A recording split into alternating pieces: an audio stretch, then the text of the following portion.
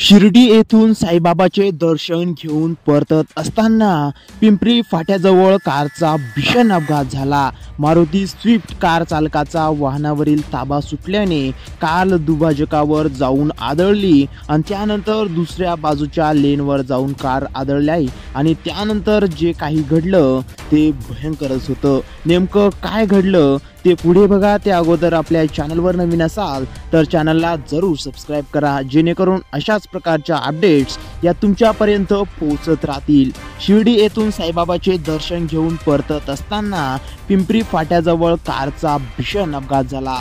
कारचा स्पीड अधिक असल्याने अपघात एवढा मोठा होता की यात कारचा अक्षरशः चक्काचूर झालाय। दरम्यान अपघाताची माहिती मिळताच वाहतूक व स्थानिक पोलिसांची घटनास्थळी धाव घेऊन पंचनामा केला। अपघातातील मृतदेह स्वच्छतेसाठी शासकीय रुग्णालयात पाठवण्यात आले असून जखमींना खासगी रुग्णालयात उपचारासाठी दाखल करण्यात आले आहे। नाशिक जिल्ह्यातील इगतपुरी जवळ समृद्धी महामार्गावर हा भीषण अपघात झालाय। यामध्ये 3 जणांचा जागीच मृत्यू झाला असून नागपूर मुंबई समृद्धी महामार्गावर इगतपुरी जवळ आज दुपारच्या सुमारास हा भीषण अपघात झालाय।